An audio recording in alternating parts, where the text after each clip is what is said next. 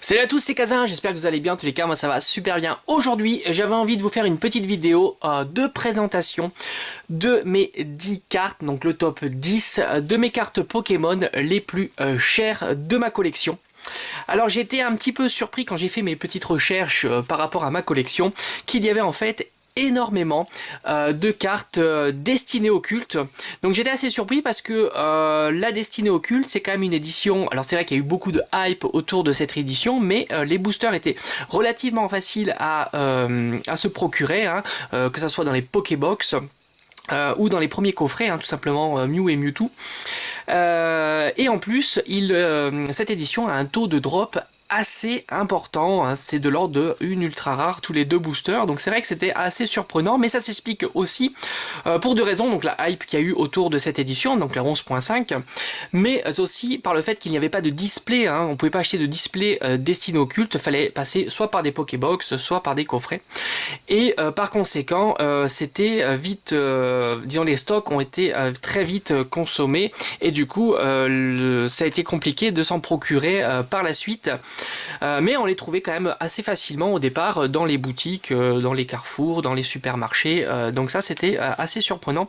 Et donc deuxième explication, c'est que maintenant c'est mission impossible, hein, je crois, d'avoir des boosters destinés au culte. Hein. Je crois que c'est assez compliqué de retrouver dans les commerces ou même sur internet ce genre de booster. Enfin en tous les cas, le but n'étant pas de discuter sur la cote, on va dire, des cartes, mais tout simplement de vous présenter mes cartes les plus chères de ma collection. Alors j'en ai sélectionné 10.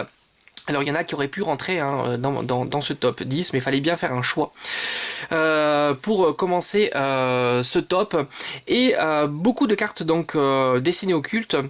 Et aussi surpris de ne pas devoir de cartes de l'édition XY hein, que j'ai dans ma possession malgré de très belles cartes. Mais bon, c'est pas grave, on commence tout de suite cette présentation. Donc je vais commencer par une Rainbow. Alors il y a beaucoup de Rainbow, évidemment, elles sont très recherchées ces Rainbow. Ici c'est Givrali GX. Donc édition Soleil et Lune Ultra Prisme. Alors je me suis un petit peu basé sur tout simplement hein, les prix, les ventes réussies hein, sur les différentes marketplaces. Donc aux alentours, donc c'est un prix environ, hein, aux alentours de 30 € pour une carte en très bon état, enfin neuve, très bon état, pas de défaut apparent. Il faut savoir que les cotes varient très très rapidement, elle peut perdre sa valeur, comme elle peut gagner de sa valeur, comme certaines ont peu de valeur puis il peut prendre de la valeur, hein, c'est comme ça, hein, donc c'est vraiment pas des prix qui vont rester dans le temps. Donc première Rainbow. Alors comme je vous ai dit, beaucoup de destinées occultes. On a ici Filali GX, donc de destinées occultes, c'est la SV46. Donc évidemment Shiny Full Art, elles sont très recherchées ces cartes, aux alentours de 30-40 € pour celle-ci. Encore évidemment du destiné occulte, on est sur Gardevoir GX, elle est très très belle. Toutes ces cartes je les ai eues hein, en ouverture de booster hein, tout simplement. Alors on verra que dans les top 10 il y a quelques cartes anciennes mais j'en ai vraiment très peu. Donc celle-ci c'est pareil, hein, c'est aux alentours de 30-40 €. Alors une carte gold qui est aussi une carte destinée au culte qui est tout simplement Colline Clapotis. Elle est très très belle. C'est aussi ça, j'étais assez surpris, les cartes gold Soleil et Lune ne valent pas tant que ça, sauf l'édition destinée au culte, parce que j'ai pas mal de cartes gold, je vous ferai peut-être une vidéo dessus. Mais les cartes gold destinées au culte sont assez recherchées aussi. Bon, l'édition destinée au culte est très recherchée d'ailleurs. Donc Colline Clapotis, on est aussi autour des 30-40 €. Ah magnifique, alors celui-là je l'adore. Évidemment le Léviator GX Rainbow ou Fantôme, hein. C'est pareil. Celle-ci est très très belle, donc c'est toujours des secrètes. Hein. On est aussi aux alentours, donc c'est Invasion Karma. On est toujours aux alentours de 30 €, 30-40 €, on peut avoir un petit peu moins cher. Ah, une ancienne, ça fait plaisir. Dans ce top 10, qui est le Dracofeu. Elle est vraiment très très belle celle-là. Donc évidemment ça c'est de l'occasion, hein, c'est pas des cartes sorties de booster hein, que j'ai eu, mais elle est vraiment très très belle, en très bon état. Hein. C'est ce qui fait sa valeur d'ailleurs. Hein. Sur les cartes les plus anciennes, c'est l'état hein, qui fait la valeur. Celle-ci est en très bon état. C'est Dracofeu donc espèce Delta de ex Gardien de Cristal. Celle-ci, c'est bon, la fourchette est un peu large, entre 20 et 50 euros, on va dire, pour un bel exemplaire. Allez, on retourne encore sur Destinée Occulte. Ici, on est sur Chapelle des Châtiments, pardon. Carte Gold, et celle-ci est un petit peu plus chère, aux alentours de 50 euros. Et là, on va atterrir au top 3 de ma collection. Évidemment, on ne peut pas passer à côté de la Mewtwo GX Shiny de Destinée Occulte. Elle est splendide celle-là. Vraiment, j'ai été très très content de la sortir du booster.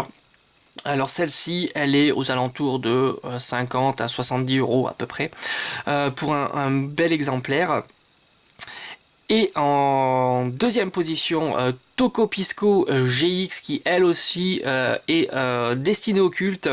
Donc cartes gold, elles sont très très belles ces cartes gold. Il y en a 3 d'ailleurs dans le bloc destiné, enfin dans la série destinée au culte, pardon. Celle-ci, elle est un petit peu plus chère, entre 80 pardon, et une centaine d'euros.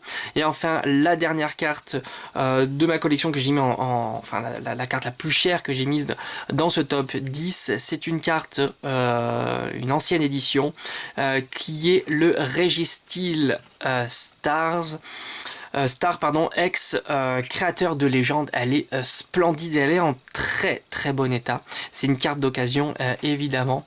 Elle est en très très bon état et par rapport à son état, on est aux alentours de entre 100 et 150 euros pour une fourchette assez large. Elle est très très très belle, ça me fait super plaisir d'avoir mis la main sur cette carte. Donc voilà, c'est vrai qu'en faisant mes petites recherches, j'ai été assez surpris de voir la quantité de Destinée Occulte qui rentrent dans ce top 10 hein, tout simplement.